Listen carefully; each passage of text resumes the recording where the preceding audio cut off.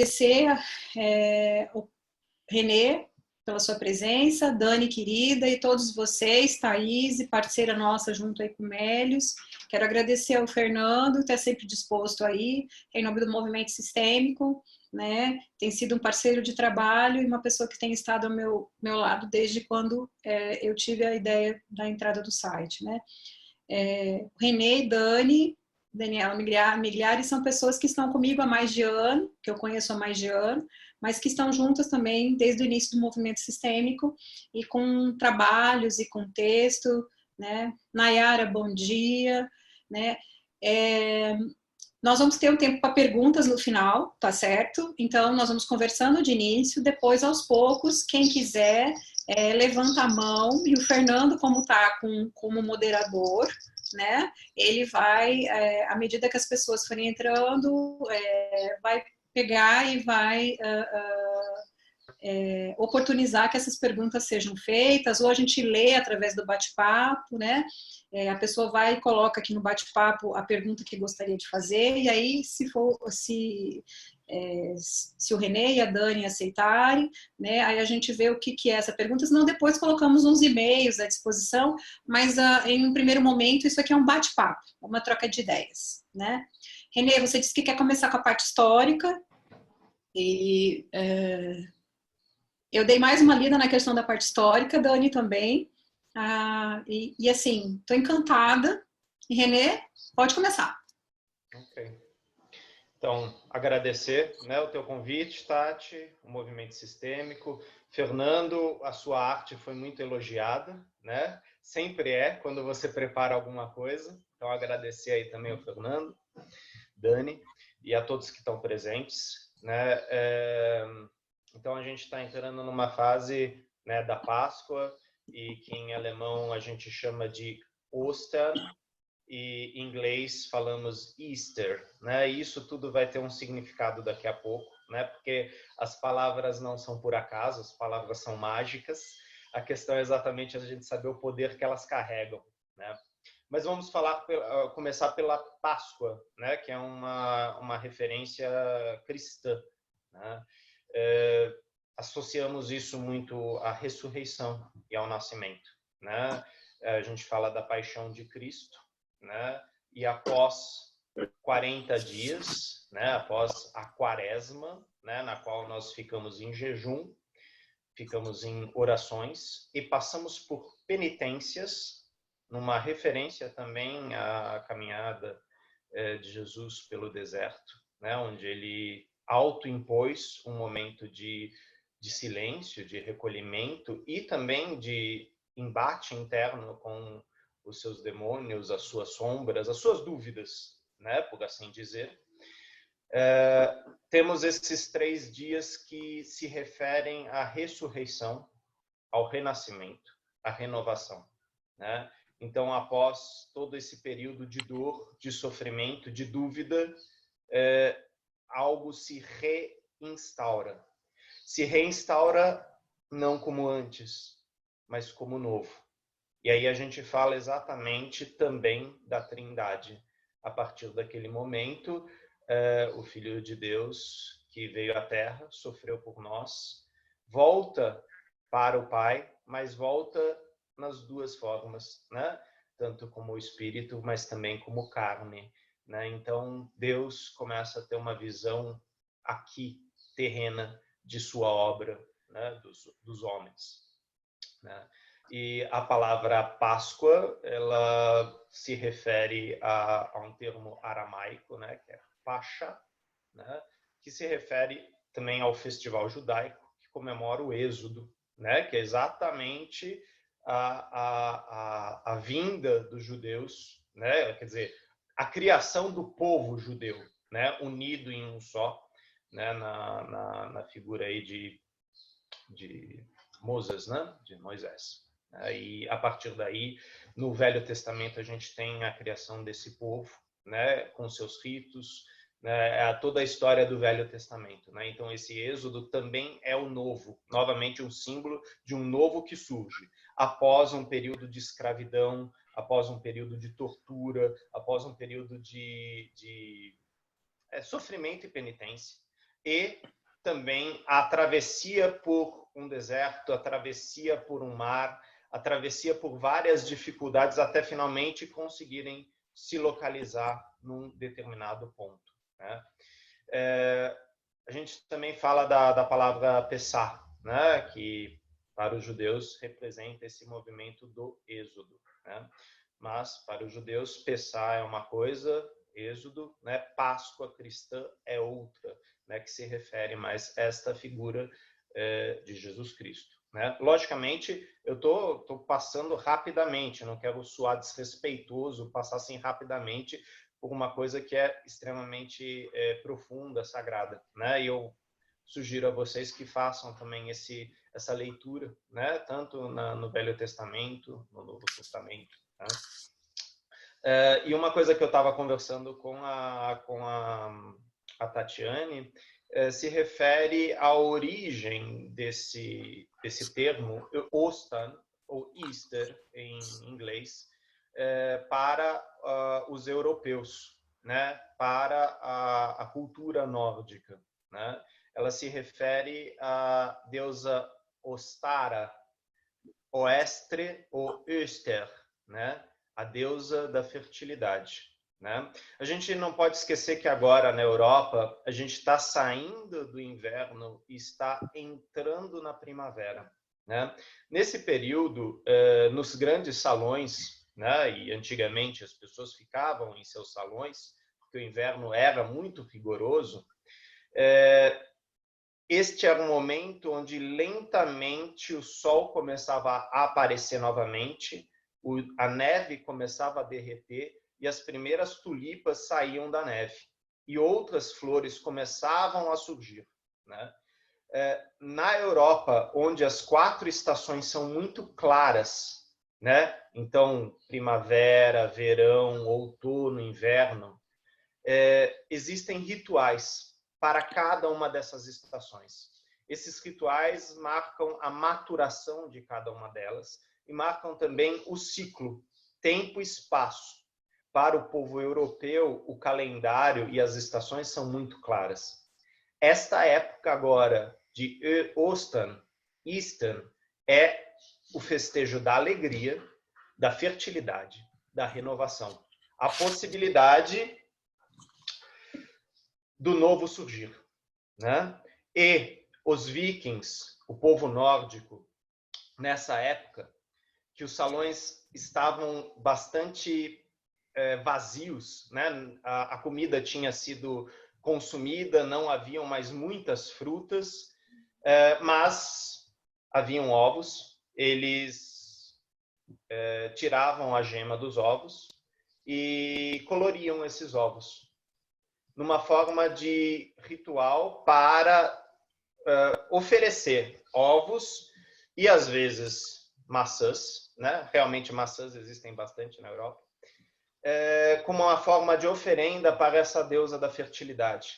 Para após 6 meses, 5 meses, né, de inverno rigoroso, de recolhimento, de introspecção, finalmente poderem sair, poderem plantar a terra e poderem ver o novo florescer, né? Então, o ovo, ele é um símbolo do novo. E as pessoas se davam ovos, elas coloriam ovos. Então, esse período final do inverno era um período onde muitos, e na Europa isso segue, na Alemanha, geralmente o mês de fevereiro e março são meses onde as pessoas estão pintando ovos e às vezes colocando castanhas dentro, açúcares, né, numa forma de presentear os outros para festejar a fertilidade. Então, existem alguns símbolos atrelados a esta deusa pagã, a deusa da fertilidade, Esther, né? Um deles é o ovo, que representa o novo, o que está por vir. O outro é a lebre.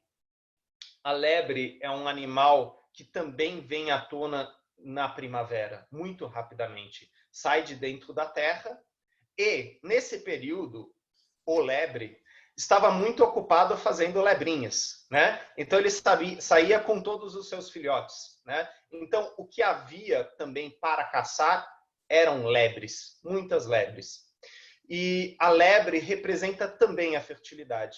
Então, a deusa Esther, ela é representada por flores, ovos e lebres. Lebres, coelhos, né? É um símbolo muito comum. E é muito comum na Europa você comer, nessa época, coelhos, né? Então, o coelho da Páscoa, ele é comido, né? É uma forma de introjetar, de se alimentar e de se fortificar. Porque muitas pessoas, nesse período de inverno, comiam muito pouco.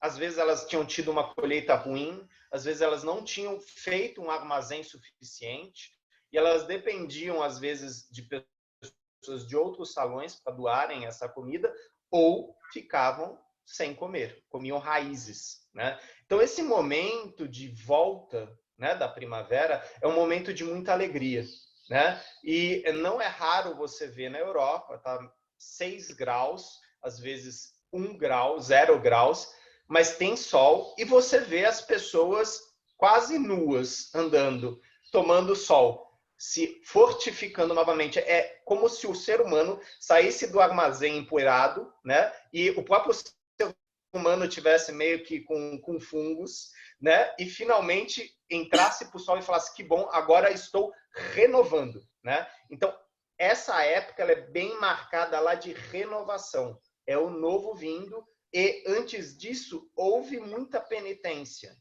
houve muito sofrimento, porque os invernos são extremamente rigorosos.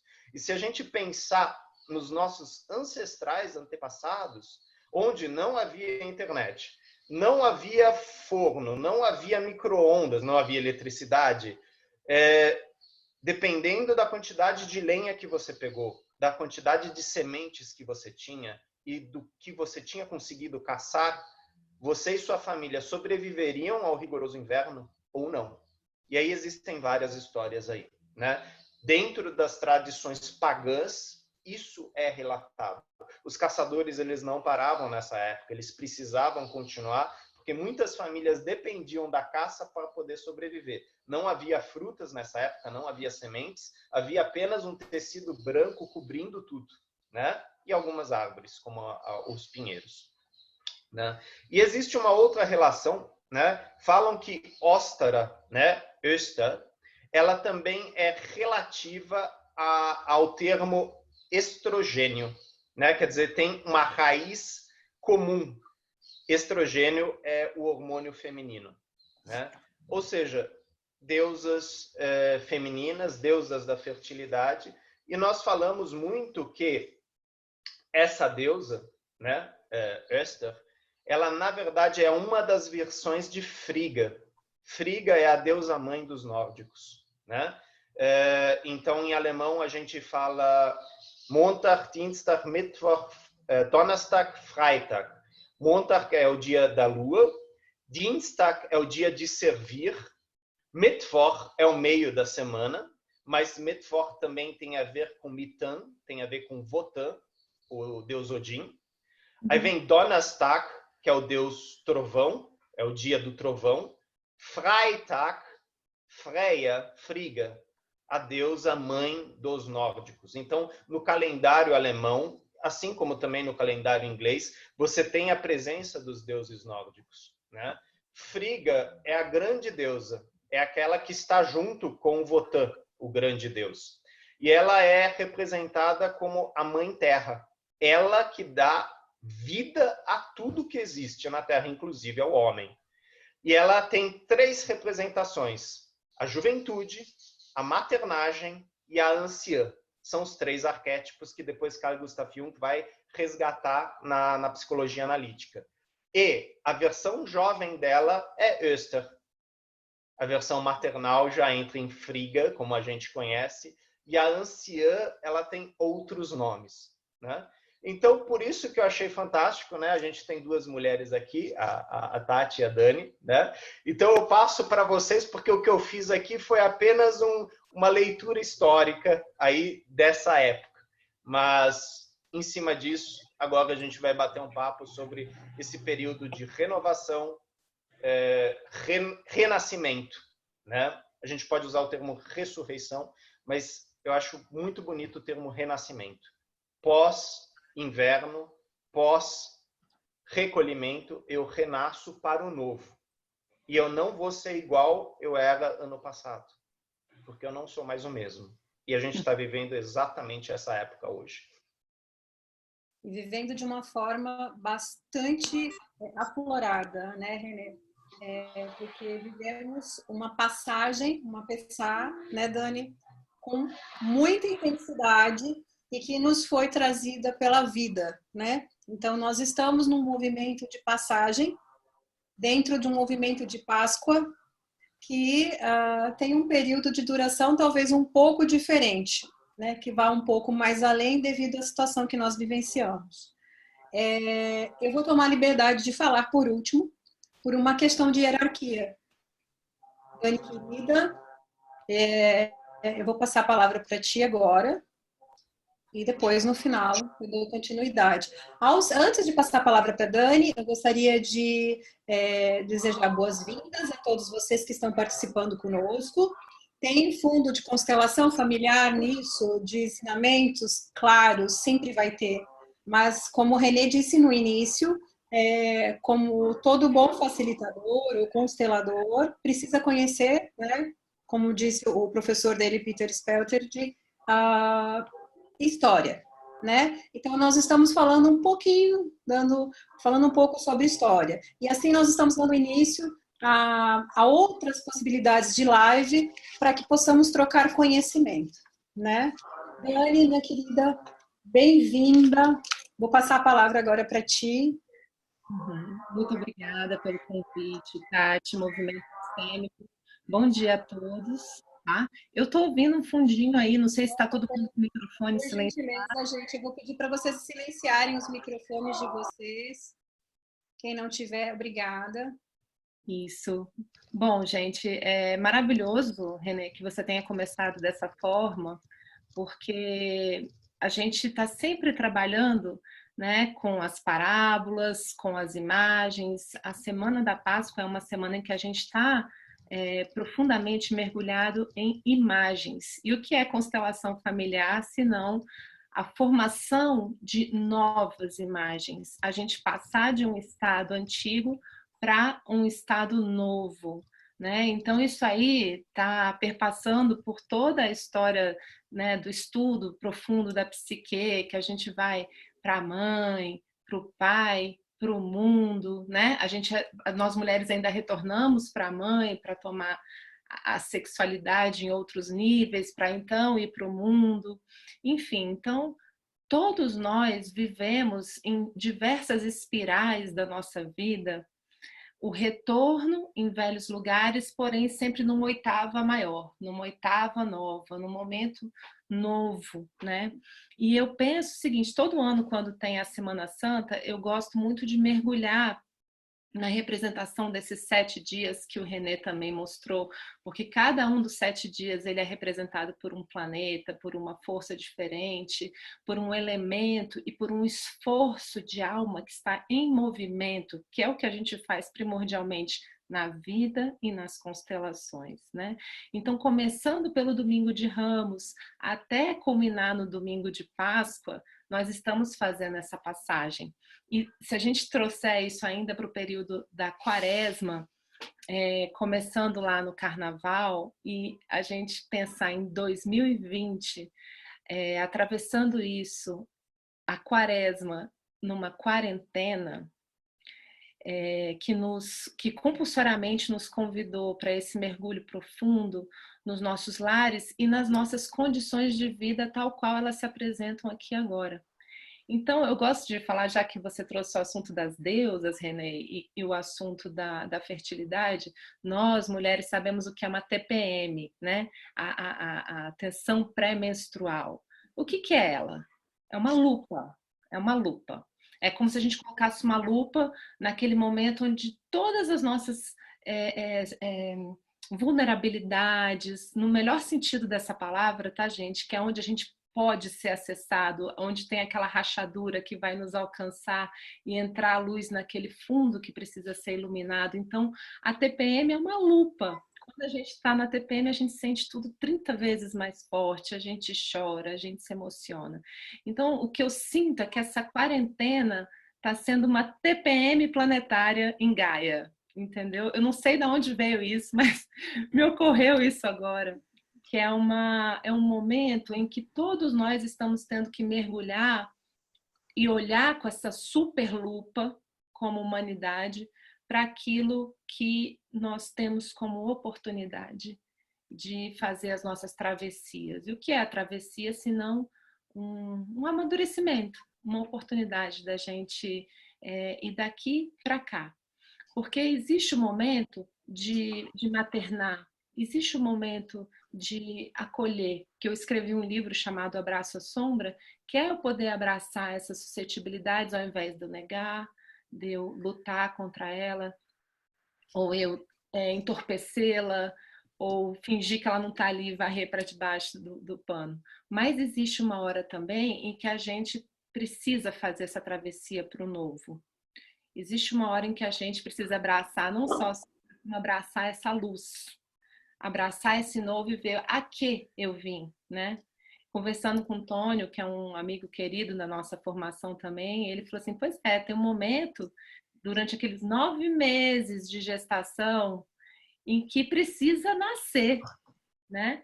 Então, eu sinto que esse momento de travessia, essa representatividade com a vida de Jesus, eu sou estudiosa dos evangelhos desde a adolescência. Desde que eu tinha 14 anos, eu já tinha lido os evangelhos 2 vezes e eu sempre fui muito, assim, devocional, né? E hoje em dia, com o enriquecimento que eu vivi nos últimos 4, 5 anos com as constelações familiares, eu estou tendo a chance de fazer um aterramento desse estudo no meu dia a dia. Então, eu entender o que significa o que eu preciso crucificar, né, em nome de fazer um serviço maior, por exemplo, para mim mesma, nos meus esforços perante esse antigo para eu poder ir para esse novo, né? Então, o que eu sinto que essa quarentena está trazendo de oportunidade para todos nós, vou dar vários exemplos. Quem é casado e tem filhos, está tendo que olhar o casamento de frente, está tendo que olhar para os filhos de frente e conviver o dia inteiro com isso. Quem mora sozinho está tendo que olhar para a sua solitude de frente e para a sua condição de ter escolhido ou de a vida ter levado essa pessoa a ficar sozinha. Quem mora com os pais está tendo que lidar com o fato de que está ainda na casa dos pais ou com os pais em casa. Enfim, todos nós estamos com essa lupa gigantesca, né, como uma imensa lua, assim, né, nos mostrando essa é a sua condição e você precisa olhar para isso. E isso é maravilhoso, né? Desde que a gente consiga dar movimento. E o que é dar movimento nas constelações? Ao invés de ficar olhando para o passado e se lamentando e chorando, que isso também faz parte, tem um momento que a gente enxuga as lágrimas, né? Eu sempre lembro do Wolfgang, quando eu estava no meu 2º módulo, e foi até com o Matheus, eu não conheci o Matheus, foi meu primeiro contato com o Matheus Santos, ele foi meu pai. Gente, eu encaixei naquele abraço lá, e era para você, filha, abraçar o seu pai. E eu falei, cara, não quero sair daqui nunca mais, eu quero ficar nesse abraço. E aí eu lembro que o Wolfgang falou, pois é, gente, até um abraço satura. Todo movimento satura. Começa a pregar, começa a ficar quente, aquele abraço, você fala, ai, então tem aquela hora em que a gente precisa, né, ir e se movimentar. E esse momento aí com os 7 dias que nosso tema é Páscoa, nós vemos o quanto foi profundo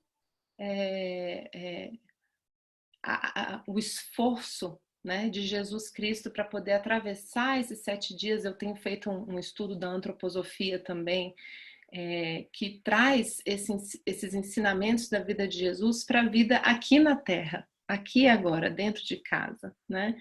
Você, com seus próprios esforços, como que você passa pelo sábado, o que é o domingo de Ramos, o que é a segunda-feira santa, segunda santa, terça-feira santa, a quarta, e passando exatamente, Renê, por essas representações que você fez. A quarta, que é um meio do caminho, um equilíbrio, uma transição. A quinta e a sexta, quando ele realmente vai para o serviço e que ele se dá para essa crucificação. Ele não foi crucificado por acaso. Ele estava ali combatendo o bom combate no absoluto silêncio, porque ele sabia que ele precisava dessa travessia, né? E o domingo, por fim, quando chega no domingo pascal, que ele vem à luz, que algo novo nasce, né? Então, assim, só para passar rapidamente sobre essas representações, eu sinto que é um momento muito precioso de nós todos estarmos passando pela quaresma, por esses 40 dias no deserto. Essa representação do deserto é algo que é muito útil para a gente nesse momento agora. Inclusive, queridos, quem tiver Netflix, eu recomendo. Ontem eu assisti pela terceira vez, sem nem saber desse convite hoje, Tati. Eu assisti um filme com Ian McGregor, ele é um ator muito bom, chamado Últimos Dias no Deserto. Anotem, assistam, Últimos Dias no Deserto, que mostra esse Jesus aterrado, né? Passando esses 40 dias no deserto em companhia da própria sombra, ou do diabo, que fala para ele que no final vai retornar a ele, e foi justamente o elemento que mostrou para ele que ele podia atravessar tudo aquilo, ao ficar instigando, ao ficar tentando, ao ficar se opondo a Jesus, ele estava fortalecendo esse propósito aqui. Então, que a gente possa olhar para esse momento no deserto, esse momento em que a gente grita com o filho, em que a gente se estressa com o marido, em que a gente fica doido durante essa quarentena com a nossa solidão, enfim, cada um com o seu projeto pessoal e interno, observar a fertilidade que isso traz para o novo. Porque é elemento de oposição para que a gente possa ter o contraste de luz e sombra, né? E poder, diante disso, nos movermos sobre nós mesmos. E para finalizar, o que nós somos, gente, diante de Gaia, dessa deusa, né? Que o René trouxe, que está passando, atravessando essa profunda TPM. Nós somos células desse sistema maior, imenso, que a gente, né, desconhece, mas que se beneficia da harmonia desse todo, né? Quanto nós podemos mergulhar em nós mesmos e nessa unidade que nós somos contribuir para o todo, sendo aquele que vai confiar, sendo aquele que vai olhar para o coronavírus como a Sophie mostrou, como um elemento que vem, esse elemento de oposição para que a gente possa entrar em contato com a vida, para que a gente possa ansiar pelo futuro, para que a gente possa se mover, né? Então, assim, que nós, como essas células de consciência da Terra, nós possamos ser um elemento que está desperto, que está buscando, e vai cair, e é na queda, na naturalidade da queda. Outro professor que eu sempre lembro é o Gerhard, e eu lembro que a gente estava, sei lá, mais de meio caminho aí da formação, num momento muito profundo em que a gente precisou, um dia lá com ele, olhar para a morte, né? E entregar as pessoas com quem a gente estava tentando entrar no meio do caminho, entre essa pessoa e a morte, evitando a morte dessa pessoa. Normalmente é a mãe, né? Vai ter a mãe, tem o pai, aí depois a gente projeta isso no marido, depois a gente projeta isso nos filhos e vai a cascatinha. Mas quando a gente chega na essência da constelação, né? Você olhar para a morte e dizer sim e entregar para ela o óbvio, o ululante, que a gente é tão pequenininho, e falar assim, toma, eu não dou conta, eu não sou nada perto de você. E você se recolher no seu lugar, né, de humildade. Humildade, que é uma palavra que vem de humus, terra, e ilde, pés. Nós colocamos os pés na terra, os pés no chão da realidade e da humildade. Então a gente se recolhe e a gente percebe nesse momento em que a gente, no módulo, teve que olhar para a morte e entregar todas essas pessoas que a gente estava evitando, e a gente trazer, como o Bert nos convidou, né, a sempre andar com a morte lado a lado, que é o que esse filme mostra, né? Eu realmente insisto, se puderem assistir esse filme, Últimos Dias no Deserto, tem no Netflix. E ver como uma companheira, como essa conselheira, né, que está sempre colocando em perspectiva a vida, para que a gente possa valorizar a vida com toda a sua intensidade. E eu lembro que alguém perguntou para o Gerhard, mas Gerhard, não dava para não ter emaranhamento, não dava para não ter essas coisas? E ele falou assim, gente, essa é a naturalidade da vida. Essa palavra é a palavra que eu gostaria de deixar para todos, né? Para que fique assim registrado profundamente que e vou trazer um pouco do meu elemento espiritual também, que isso é muito importante para mim, que é a gente perceber que todos nós estamos mergulhados nessa misericórdia divina, nessa vida que a tudo rege, né?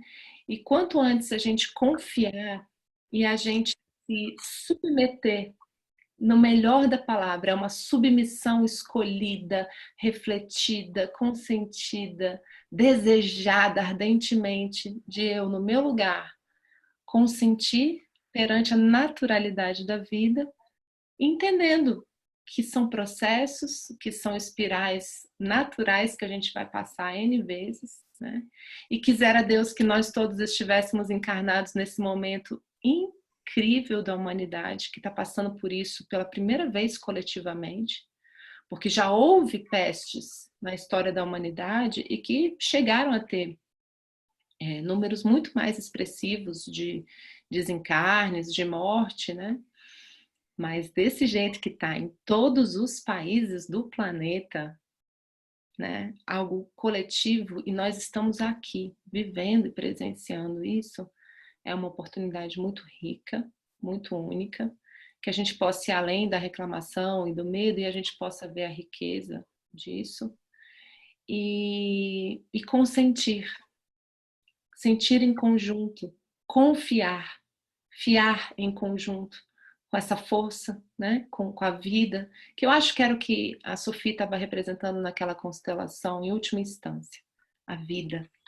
Porque havia aquela representante dos ensinamentos da Hellinger Schule e, imagina, eu na minha ousadia aqui interpretativa tive a impressão de ser esse pulso de vida, né? Ou talvez Gaia, talvez a própria Terra, não sei, mas algo que nos convida a perceber essa naturalidade de uma necessidade de compensação na nossa terceira lei, né, que, enfim, é a ordem do equilíbrio, a gente entender que o planeta está passando por esse ajuste. Porque muitas vezes, para conter um excesso, surge um outro excesso. É um excesso de recolhimento, é um excesso, né, desse momento que a gente precisa entender a naturalidade que a humanidade está passando por isso. E a Páscoa, semana, vivendo essa análise desses 7 dias, dessa passagem durante esse período, é um momento muito oportuno da gente olhar para esse ovinho. Mostra o ovinho aí, Renel. Cadê? Você pegou, né? O novo. O que será que vai sair daí, Tati? Gente, me alonguei. Gratidão aí pela troca. Luiz. Que bom poder te ouvir, Dani. E que bom estar aqui com vocês hoje. Bom, foi tanta coisa falada, né? Começar um pouquinho no que o René falou, da parte das tradições pagãs, né? Que vem aí a consolidar a questão da Páscoa, a questão da passagem, né, Dani? E entrar dentro disso tudo que a Dani também falou pra gente. Eu vou puxar algumas coisas interessantes, né? Como o estado de presença durante o período que Jesus passou no deserto, né? Como esse estado de presença, nós que trabalhamos, nós que estudamos as constelações familiares, o quanto ele é importante, e nesse momento ainda mais, né? Eu, como uma pessoa de formação católica, de família católica, eu tenho essa Semana Santa, para mim, sempre é uma semana muito importante, né? Ela é muito importante porque, para mim, é onde eu entro todos os anos no sistema de recolhimento. Como da primeira vez que eu conversei contigo, Dani, lá em São Paulo, e você me falou, foca no burrinho, o burrinho, justamente, que levava a história do Domingo de Ramos, né? Que é o início de tudo, aquilo para mim ficou muito marcado, porque para mim foi um início. Aquela data, para mim, foi um início muito bonito, onde eu encontrei nesse caminho várias pessoas. Então, essa passagem, para mim, nesse momento tão importante, ela é conviver exatamente com as minhas sombras, né? Conviver com aquilo tudo que eu preciso olhar e sentir em mim. E o interessante é que, nesse momento, nós recebemos gratos presentes, né? E gratas surpresas que a própria vida nos presenteia, né? Inclusões, questões de família, como isso é importante, né?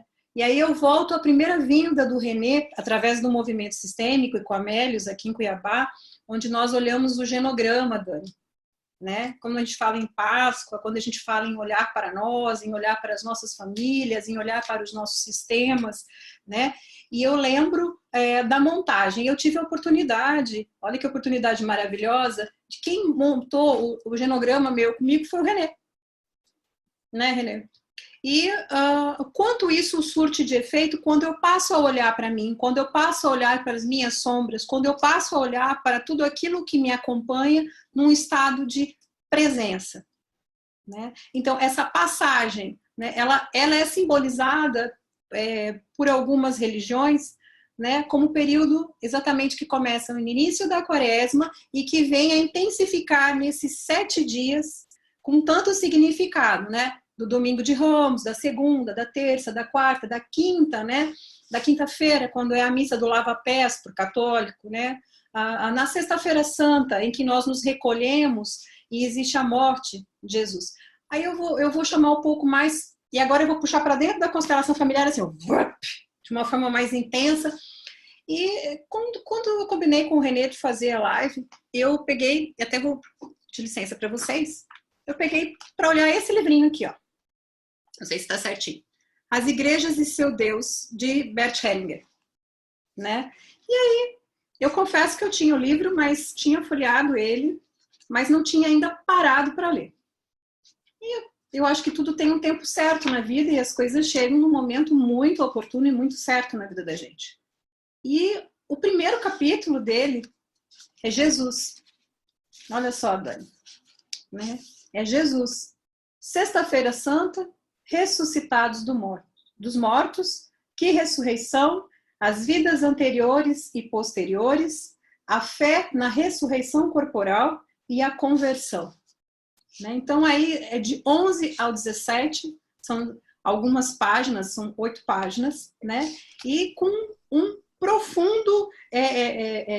uma profunda reflexão acerca disso. Né? Bert, como foi padre, enfim, uma pessoa que estudou não só a teologia, mas ele esteve em contato com muitas pessoas e quando ele fala de Jesus, ele fala isso de uma maneira muito aberta. Quando ele entra para falar exatamente aqui, ó, na Sexta-feira Santa, e nesse livro é muito interessante porque são várias perguntas, né? O que significa a crucificação de Jesus? Será que ele foi abandonado? Será que o mal vencendo o bem? Será que o Pai deixou ele? Como é que nós visualizamos isso dentro da nossa vida, dentro das nossas crenças, né? Como que nós olhamos para esse período, né? E dessa passagem, onde culmina com uma morte para depois uma ressurreição. Qual é a visualização? Como eu vou colocar sentido nisso, né?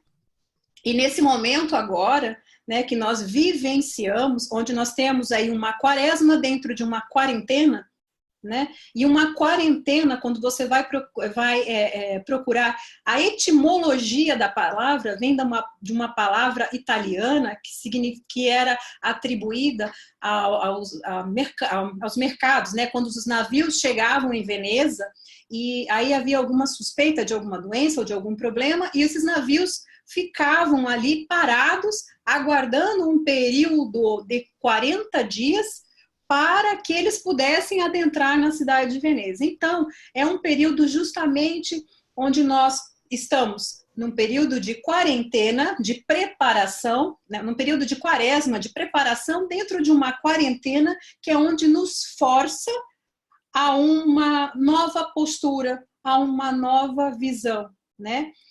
E aí eu entro dentro de uma Sexta-feira Santa. Como é que eu faço essa correlação desta Sexta-feira Santa a uma quarentena, né? O que está morrendo, o que precisa morrer nesse momento e que precisa ser incluído, não uma morte no sentido de exclusão. Quando o Bert fala para a gente de morte, ele não fala no sentido de exclusão.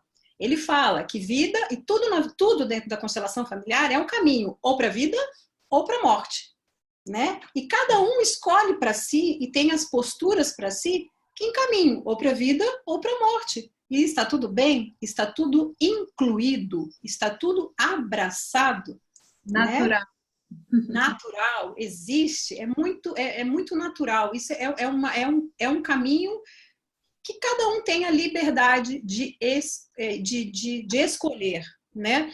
Então, essa reflexão de renascimento, de possibilidade de olhar a vida de uma outra forma.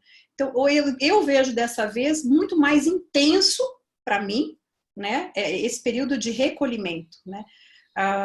Eu vou aproveitar, antes de dar continuidade, quando a gente fala de sombras, né, de abraço à sombra, a Dani tem um livrinho aqui que chama Abraço à Sombra, né? Os encontros que acolhem e iluminam a infância espiritual. Né? Então, quando a gente fala em abraçar a sombra também nesse período, que para mim tem sido, um período que eu sempre abraço a minha sombra, Dani, sabe? Esse período da quaresma, esse período especificamente dessa semana, onde eu entro num momento de introspecção, onde eu olho para mim e olho para tudo que está sendo feito. Né? E venho no sábado, hoje, ainda é um período de recolhimento, porque para mim, dentro das festas católicas, né, dentro daquilo que eu tenho como crença católica, hoje para mim é uma das festas mais bonitas, onde durante o dia existe o recolhimento e à noite existe a vigília pascal, onde eu me preparo né, que tem a cerimônia da vigília pascal, e para mim é uma das festas mais bonitas dentro da religião católica, né, onde se acende o Círio Pascal, onde eu sinto muito que esse ano presencialmente não vai poder ser feito, mas eu não sou como a Thaís, que está aqui presente, né, uma católica tão árdua. Eu olho os ensinamentos, eu tenho minha visão de ver Deus, né, mas essa passagem, esse sábado para mim me toca profundamente a alma. Renê, me toca a alma de uma maneira muito especial. Assim como a história dos ovos de Páscoa, né, dos ovos, que igual o Renê mostrou, para mim é uma preparação que eu trago de família, onde eu pinto os ovos, que é uma tradição, né, que é uma forma de me preparar para a passagem. E a consequência de dar este ovo de presente àqueles que eu amo, né, significa um presente de vida, de um olhar para a vida, né, de uma possibilidade de um renascimento. Né, e cada um que recebe essa intenção desse presente. Né? Então, voltando para o sábado, dentro desse sábado, onde se acende a vela do Círio Pascal, onde se coloca ali, né, aquela luz. E aí, na manhã seguinte, eu comemoro a ressurreição, né? Eu comemoro essa passagem, o culminar desta passagem, né? O que eu tenho pela frente aí, até que chegue a nova quaresma e um novo período de introspecção, onde eu possa olhar de novo para mim e dar um prosseguimento. Eu não sei se eu fui muito clara, mas quando eu falo em Sexta-feira Santa, e quando o Bert coloca no livro dele aqui sobre a Sexta-feira Santa e sobre o Nicolau está fazendo uma pergunta aqui, depois eu fazendo uma pontuação, depois eu dou uma olhada. Ele coloca como a ressurreição, né, dos mortos e coloca sobre a inclusão de tudo. Então ele não coloca a Sexta-feira Santa e a crucificação como algo mal, mas para uma visão diferenciada do que significa a vida e a morte e o incluir a todos aqueles que estiveram presentes dentro da morte de Deus, né? Então, Jesus sempre foi uma pessoa com muita compaixão, né? Ele olhava a todos de uma forma igual. Ali ele chega a questionar alguns pontos da Bíblia, onde fala que Deus é uma pessoa que vai levar para, como é que fala? Vamos separar os bons e os ruins. Os ruins vão para o inferno. Significa uma exclusão, né? Então ele coloca ali um questionamento acerca de olhar para algo mais, de um olhar ampliado sobre quem realmente é essa figura que nós chamamos de Deus, né? Essa figura relacionada com a criação, né? E que nos possibilita a olhar com um conhecimento, como diz você, a Gaia, essa deusa maravilhosa, o que nós precisamos olhar em nós enquanto vida, enquanto representação dessa força criadora que eu chamo de Deus, né? E que a maioria chama de Deus. Acredito que esteja aqui hoje presente. Então, são essas as reflexões que ficam, que são pontuais e que são importantes para a gente, né? Desde a parte histórica, desde a parte que a Dani falou, que adentra dentro das constelações, do momento de saturação, do momento de presença de Jesus no deserto, enquanto ele passa essa quaresma, onde ele convive com a morte, né? E assim vai. Dani, quer falar alguma coisa? Vamos dar uma olhadinha aqui no que a gente tem? Vamos. Eu só achei bonito que você falou de uma reflexão com relação ao sábado de Aleluia, essa antecipação. É como se fosse uma aurora. Exato. Não é? É uma energia desse dia amanhecendo, né? Então, é muito maravilhoso mesmo. E eu vi aqui, Renê, que ele fez a menção àquele livro, né? Mas não é do Jung, viu, Jamilson? Renê, você lembra o italiano? Eu estou procurando a referência aqui, né? Que foi inclusive o Matheus Santos que conseguiu rever isso para a gente. Está no nosso WhatsApp, meu e seu, deixa eu procurar aqui. Não, ele colocou aqui. É Fresa, con la quarentena mi perivano, dell'autor Alexandre Fresa.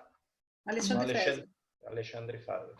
Porque ficou famoso como sendo uma citação do Jung, né, do Livro Vermelho, numa dessas muitas frases que correm aí pela internet, na verdade é desse italiano, mas o que interessa é a mensagem, né, que realmente explica da quarentena.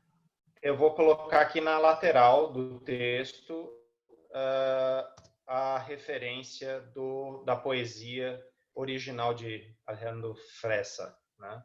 Então, logicamente, é muito bonito e quando eu recebi, eu compartilhei, parecia mesmo ser do Jung, mas não é do Jung, não, né? Teve um colega nosso que fez uma pesquisa mais aprofundada, né, e encontrou a referência pontual, né?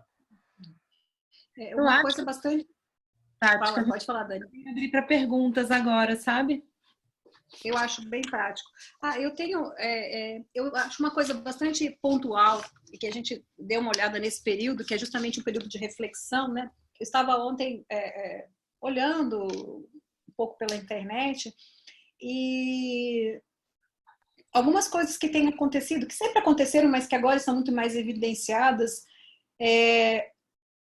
a intolerância, sentimentos que se afloram, eu até anotei aqui, ó, intolerância que aumentou, sentimentos que se afloram e sombras que vêm à tona, né? Então, é algo que, assim, que eu observo e em contraposição ao movimento de luz, né? Ao movimento de outras pessoas que se unem para algo maior, né? Para ajudar, para oferecer, não é uma ajuda só material, mas é uma meditação, um olhar, um estudo, uma palavra, né? Então são movimentos muito interessantes e que se afloraram bastante nessa época agora, né? Isso também é um ponto bastante interessante. E aí eu venho trazer uma coisa muito minha, né, desse movimento que eu gostaria de compartilhar com vocês. De um movimento de inclusão, né? Estava ontem conversando com uma prima e pela manhã ela me mandou quatro pilarezinhos.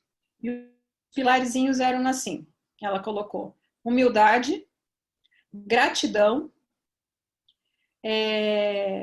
o servir que ela coloca como doar, é como estar a serviço, e disciplina, né? Então são 4 palavras. Aí eu falei para ela que para mim eu via dessa seguinte forma: uma visão humilde oportuniza uma gratidão de coração, onde eu posso estar só assim a serviço dentro de critérios de disciplina. Então é uma reflexão que eu trago nesse momento para mim, que é o final da minha Páscoa, e para mim é a minha reflexão para o próximo ano, que há de se iniciar após esse período aqui de renovação, né? De ressurreição pessoal. René?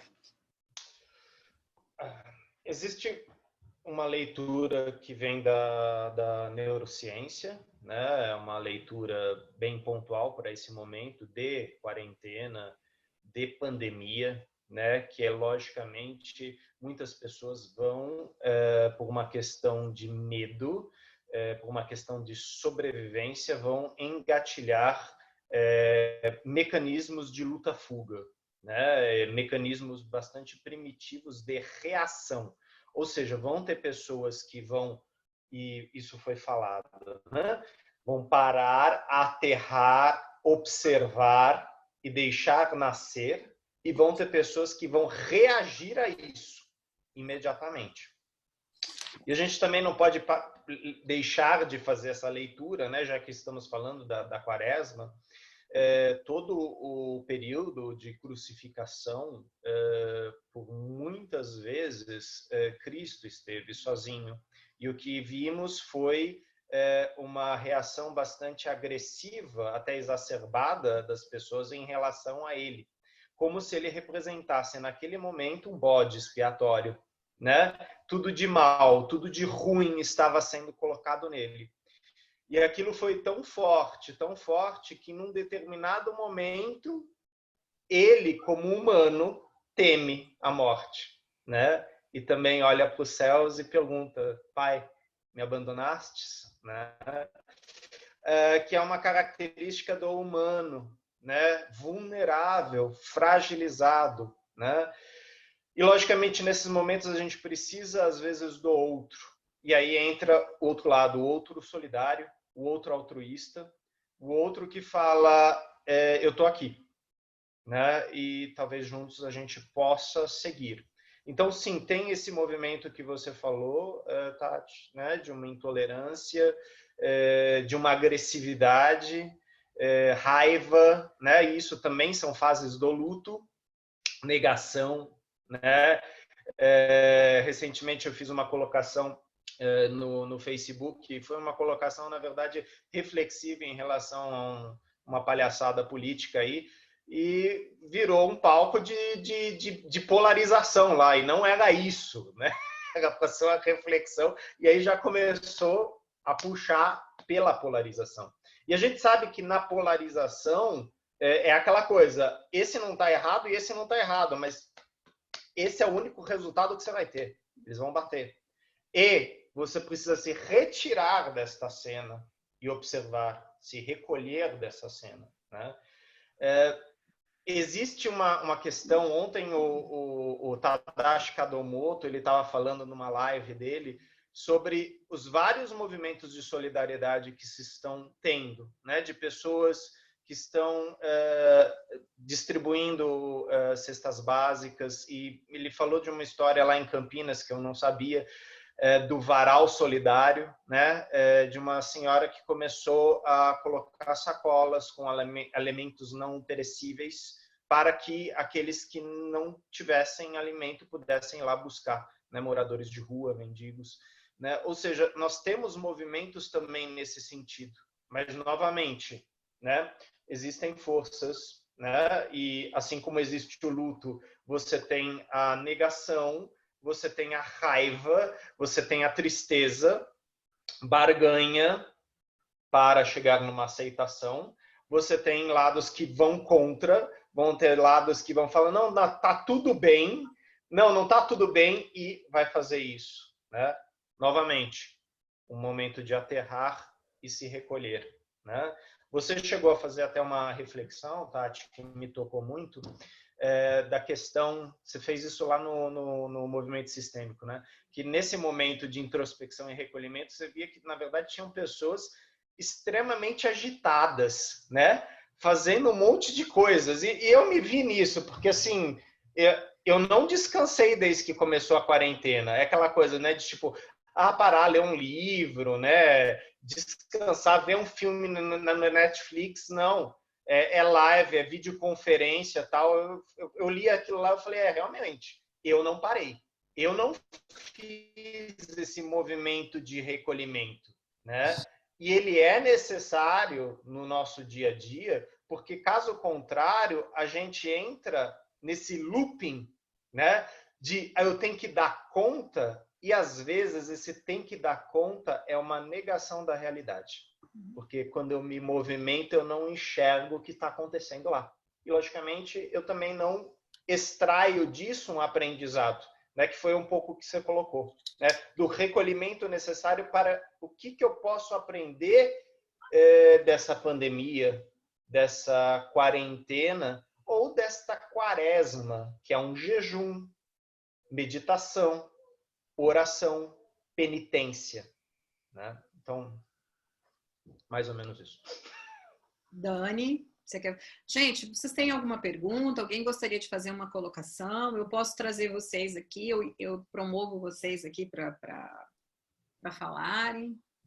Nós temos aí 34 pessoas, né? Alguém tem alguma colocação? Alguém gostaria de falar algo? Carol, né? Carol, a Sevenine, Carol Renzo, Marcos Liboni, Nicolau, Nayara, vamos lá, Elicara,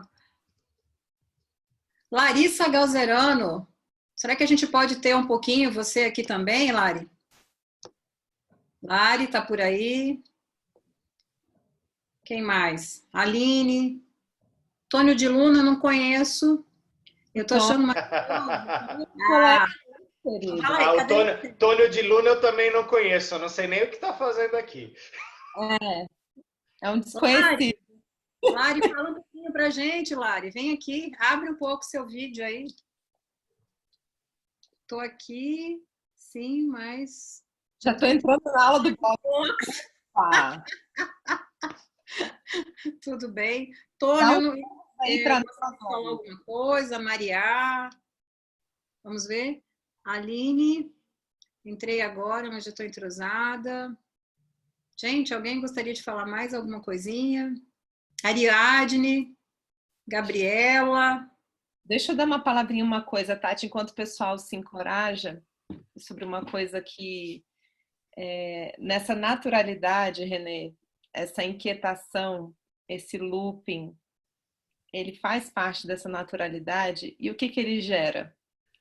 Desconexão, desconforto e embates, como você falou há pouco dessa polarização. Então, o que acontece?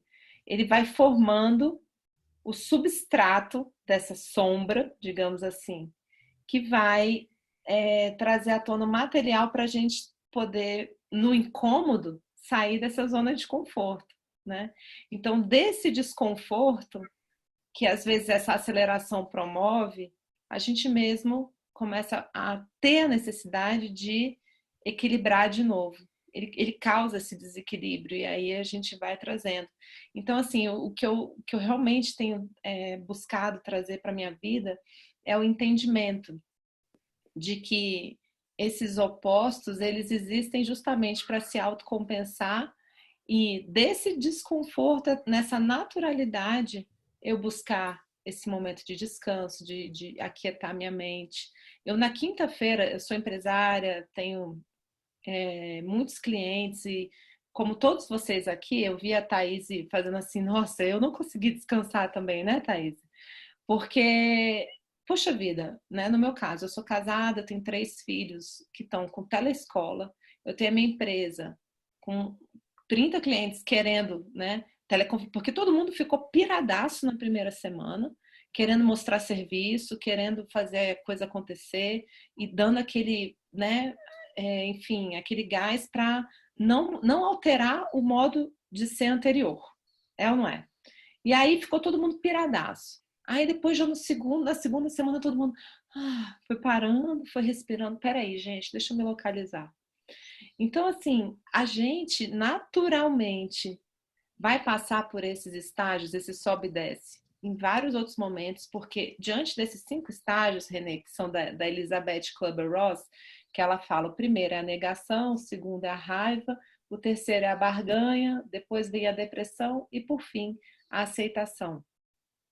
Isso vai se passar em nós em vários outros momentos dessa quarentena.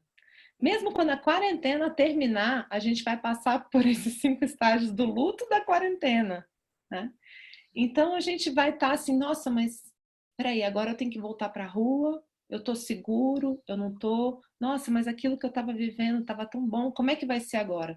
Eu escutei um vídeo ontem de um rapaz dizendo assim, o que é que estava realmente desconfortável? Será que é a quarentena ou o modo de vida anterior que a gente estava vivendo?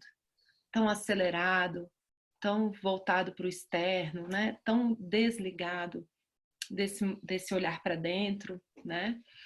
Então, gente, é muito surreal o que a gente está vivendo. É muito natural a gente passar por esses estágios N vezes, em N espirais, né? E o importante é que a gente perceba que quando vem a raiva, quando vem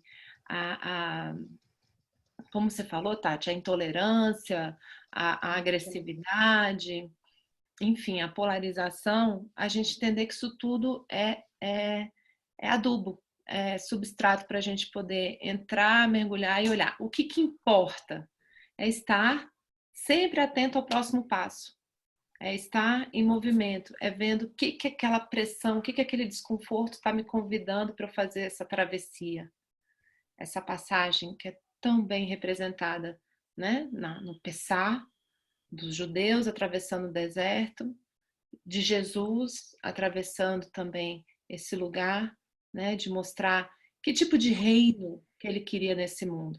Porque Judas, gente, Judas, as pessoas demonizam muito Judas, mas foi Judas que foi o contraste que deu a oportunidade para mostrar que tipo de reino Jesus não queria mais nesse mundo. Porque o reino de Judas, Judas, ele era muito fervoroso e muito apaixonado por Jesus, e Jesus era judeu, né? E ele era, só que ele tinha aquela visão de reino de um rei que ia fazer frente ali a Caifás, né? Ao poder como se estabelecera naquele momento. E ao longo da semana, da quarta-feira santa e da quinta-feira, quando teve lava-pés, aquilo ali para ele foi insuportável, porque ele tinha passado os últimos 3 anos convivendo com Jesus, assistido vários milagres, e o que ele queria? Não, ele tem que ir lá e mostrar para o mundo o poder dele. E Jesus, nesse filme que eu indiquei para vocês, para quem entrou agora, Últimos Dias no Deserto, ele vai abdicando de utilizar esse poder, abdicando de interferir. Ele estava entrando no processo sem intenção, que a gente lida todos os dias nas constelações para aprender, de não querer interferir no destino do outro. Observe nesse filme quanto ele vai sendo tentado para ele ir se retirando para o silêncio, se retirando das palavras e indo para a ação. Que ação que eu vou, até onde eu vou, o livre-arbítrio do outro, o outro na própria construção, né? Então, assim, Judas, ele queria forçar a ação. Ele queria que Jesus fosse o reino deste mundo, né? E foi ele que oportunizou que Jesus mostrasse qual é o outro reino, né? E vai abdicar do quê? Né? Então ele não utilizou os poderes dele porque ele podia botar esse planeta abaixo, né? Segundo a concepção de Judas, né? Judas queria que ele mostrasse toda essa verve. Então, gente, é isso. Acho que a gente precisa essas figuras, René, essas metáforas, as parábolas, são imagens. Então, que a gente possa entender que, às vezes, essas imagens, elas ajudam a gente a encontrar o nosso lugar, que, como a Tati bem falou, eu gosto de me referir ao burrico, né? O burrico, ele está a serviço, que eu sempre falo, #foco no burrico, que eu tenho um amigo meu que era palestrante, que é palestrante, um palestrante muito famoso, tal, não é o Rossandro, ele, o Rossandro que me contou essa história, que um amigo dele, que também é um palestrante muito famoso, sempre muito acostumado a dar muitas palestras, ele foi dar uma palestra num lugar, e quando ele chegou tinha um público de 4, 5 mil pessoas, e aí quando ele ia começar a falar, deu um brancão nele, e ele ficou assim, eu tava nesse dia, eu tava vendo a palestra, e ele realmente ficou assim, não conseguia falar lé com cré, ele ficou totalmente desnorteado. E aí depois, ele tinha voltado para o estado dele, arrasado, ele ainda tentou fazer um remendo lá no final, mas enfim, foi muito sinistra assim, a palestra. E aí um mês depois, fazendo essa reflexão sobre o que tinha acontecido, com um amigo muito experiente, esse amigo experiente foi conversando com ele, né? E foi falando com ele, olha, fecha os olhos um pouquinho, se vocês quiserem eu posso fazer essa visão com vocês. Então ele fala assim, vai lá para aquele histórico domingo de Ramos e imagina que você tá ali no meio daquela multidão. Tá vendo aquelas pessoas gritando, aquelas pessoas com os ramos, todo mundo ali na rua. E aí, de repente você se enxerga, você tá lá, você tá se vendo nessa multidão? Aí ele, ah, não, talvez, não sei, tô olhando aqui. Pois é, tá vendo ali Jesus entrando na cidade, no meio daquela multidão? Tô vendo, ó, você é ele, o burrinho, né? Então, o burrinho é aquele que está se deixando servir por essas forças maiores, por esses ensinamentos maiores, que é o ensinamento do evangelho, no caso, né? E nós somos o burrico, a gente está a serviço dessas forças, dessa vida, né, que nos conduz, e quanto mais a gente se retira, quanto mais a gente se humildifica e a gente retorna para o nosso lugar, sem menosprezar, tá, gente? O burrinho não é o que se menospreza, mas também não se dá essa importância total. Então, são duas faces de uma mesma moeda. O medo da exposição pública e a vaidade extrema, né? Quando eu saio dessas polarizações, que eu vou para esse centro, que eu me retiro, eu vou para esse lugar em que eu sou instrumento e que a vida se serve de mim, né? E não o oposto, né? De uma forma assim, fora de lugar, né? Então, é um período muito rico para a gente entender que é natural, né? Todo esse processo, esse ir e vir nessas muitas espirais. E eu quero crer que do outro lado dessa travessia, Tati e René, e todos aqui presentes, nós vamos estar muito mais enriquecidos, nós vamos estar muito mais conectados e muito mais. Nós temos a oportunidade, não digo todos, né? Mas a gente tem a chance de ter passado 1000 vezes por esses lugares de uma forma muito intensa, né? E que a gente vai chegar muito melhor do que quando a gente entrou nessa travessia. O Nicolau disse que quer fazer o Nicolau Cury quer fazer uma pontuaçãozinha, uma pergunta, alguma coisa, eu vou colocar. Nicolau, eu preciso que você destrava o seu microfone. Pode falar, Nicolau. Destrava que não estou te ouvindo. Deu certo ou não? Deu certo. Pode falar, Nicolau. Obrigado aí pelo espaço. E tem uma coisa interessante, eu atuo muito em empresas, né? E eu utilizei essa questão de luto, que o René mencionou com muita clareza, né? Dentro das empresas.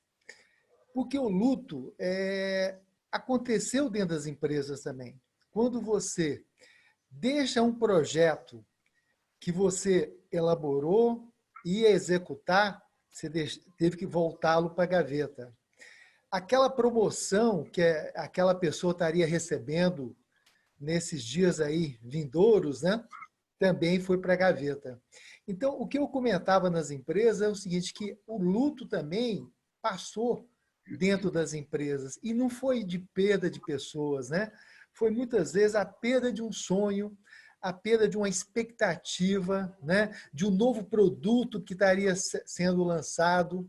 Eu tinha uma empresa que eu estava conversando, que ela estaria fazendo um IPO agora, né, que é a abertura de capital, que teve que ser congelado.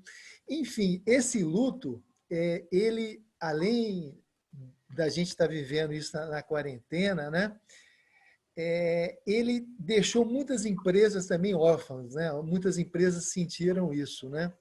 E eu mesmo comentava que a gente passa aquela fase da negação, né? Assim, eu jurava que aquilo nunca aconteceria, né? Pelo contrário, aí você projeta raiva, joga a culpa em alguém, tenta achar que aquele chinês foi um cara que planejou tudo, que foi tudo planejado, então, e aí tem teses, né, derivadas que saem daquilo, né? E aí o que eu tenho falado, e acho que eu comentei também, tá? Eu também sou católico, né? E a minha família é ortodoxa, né? Então, a gente é muito tradicional nessa questão de Páscoa, né? De Domingo de Ramos, né? Eu comentava, e eles achavam até interessante, que, assim, que eu acho que a gente, no decorrer do dia, todo dia a gente tem luto, a gente tem morte e a gente tem renascimento. É que a gente olha, muitas vezes, a nossa emoção, ela está muito mais focada no luto e na morte. A gente não olha o renascimento no final do nosso dia, né? Então, o que eu tentava mostrar para eles, né, para essa equipe, que era a oportunidade, né, desse renascimento de Cristo ser uma... Eu usei a palavra transmutação, né? Da dor para a luz. Como é que a gente sai dessa dor que todos nós estamos vivenciando, mas também dedicar um espaço do nosso dia, nem que seja antes daqueles 5 minutos antes de dormir, de olhar os renascimentos que nós tivemos, que são as gratidões, né? Agradecer. Eu brincava, olha, puxa, mas Nicolau, nós vendemos 30% a menos. Falei, cara, então vendemos 70%. Olha que dádiva. Então, assim, é forma de olhar o problema diferente, né?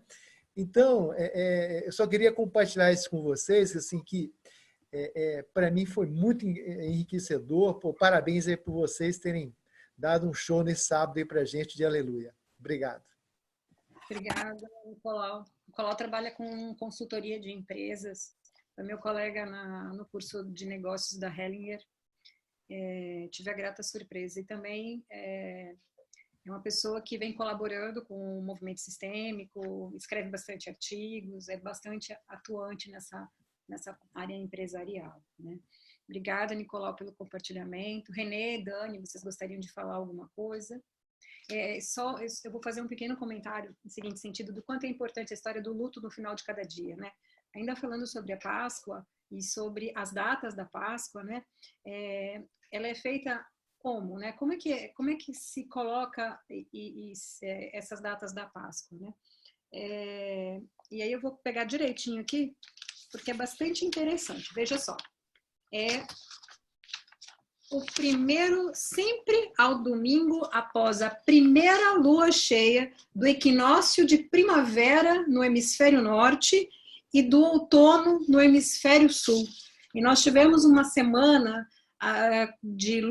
da lua até nesse período, para chegar até no período de lua cheia, né? Muito bonito, né? E com essa possibilidade de eu estar em casa a cada nascer da lua, né? A cada morte de um dia, preparando para o renascimento de um dia posterior, né? Que é o luto que você fala, né, Nicolau? Como essa lua veio bonita, né? Como o abrir, o estar presente, o estar aberto proporciona a nós uma visão diferenciada, onde eu deixo de estar no negativismo, de olhando para as coisas ruins e me abro às possibilidades de enxergar algo diferente, bonito, e aquilo vir de uma forma diferente como um aprendizado para a nossa vida, né? Eu falo, que não é nem um aprendizado, né? Igual eu falei, tal como eu falei esses dias dentro do movimento sistêmico lá no WhatsApp do nosso grupo, né?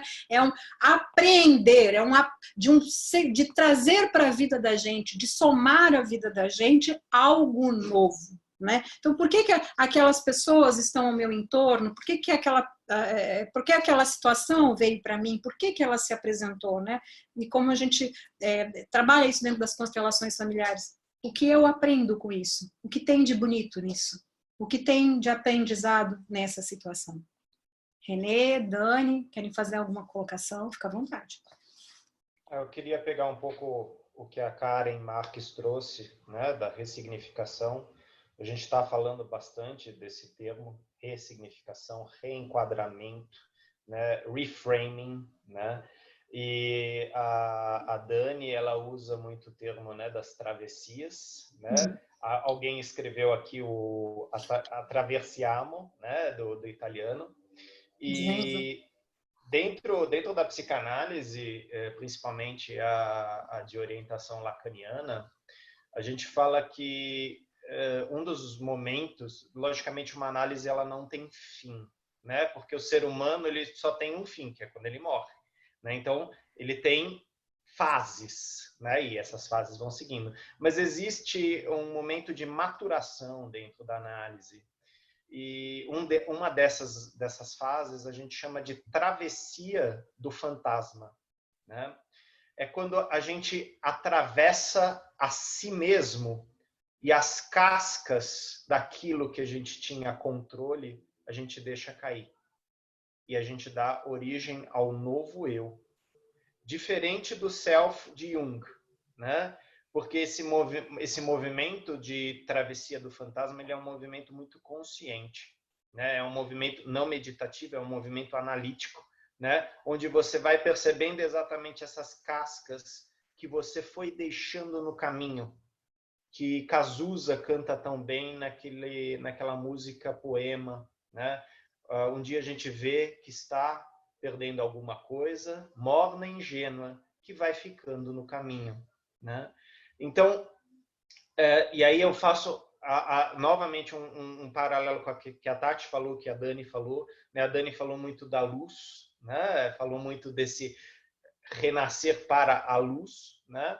E se a gente pegar os dias da semana, novamente, na língua alemã e na língua inglesa, principalmente sábado, que é parecido em todas as línguas. Sábado, Samstag, Saturday, né? E aí você vai para o domingo, né? A Domenica italiana, né? O dia de Deus. E em alemão é Sonntag, o dia do sol. Ou então em inglês, Sunday.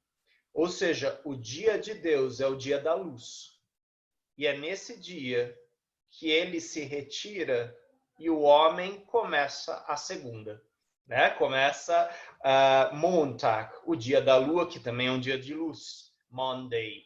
Então é muito interessante como nós, como um povo primitivo, e se a gente for lembrar, o povo europeu é um povo bárbaro, né? É um povo pagão, é um povo tribal.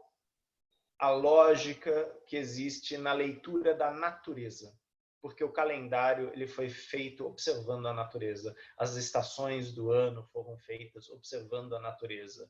Ou seja, num momento de recolhimento, eu observo e, logicamente, tiro um saber disso. A sabedoria que vem da natureza. Então, atravessar-se a si em suas sombras, em seus fantasmas, para talvez enxergar a luz de teus próprios olhos, né? Você novo, não no controle, mas você sempre esteve lá, né? E existe uma frase, eu não sei agora de quem é, você é ou está agora aquilo que você sempre sonhou.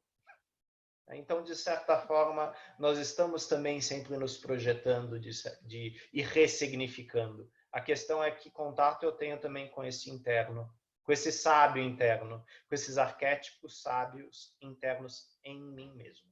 Né? Bom, Dani?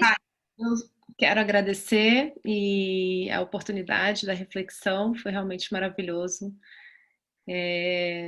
Eu penso que todos nós aqui que estamos ligados a Hellinger, né, e a esses estudos, a gente se sente tão sortudo, tão presenteado, né?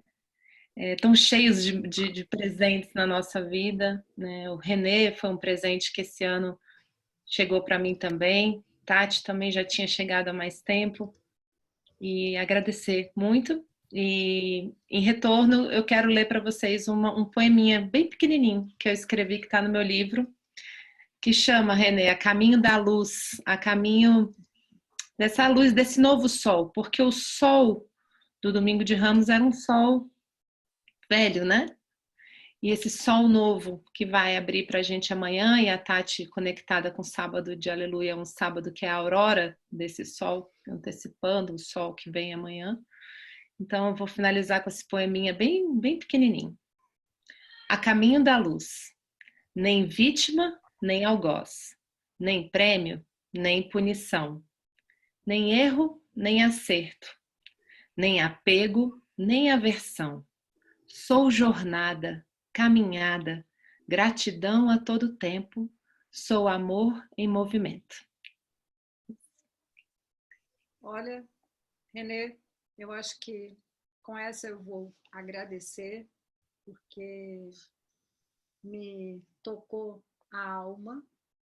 Dani, muito obrigada. René, muito obrigada por essa possibilidade de estar com vocês todos aqui presentes. Nós vamos trabalhar para colocar esse vídeo depois e compartilhar ele, né, Fernando? Quero agradecer ao Fernando, que mesmo nessa passagem, ele se disponibilizou a ajudar-nos a estar aqui online, né? Carol Semenini, nós brevemente, sábado, queremos ter a oportunidade de estarmos juntos novamente. Dani, estendo o convite também a você, né? Temos um time bastante interessante, né, René? Estamos combinando, ainda nós não temos o horário. Muito obrigada pelo comparecimento de todos, né? Gostaria de, assim que nós disponibilizarmos esse vídeo, vou colocar dentro das páginas do Movimento Sistêmico, né? Que é o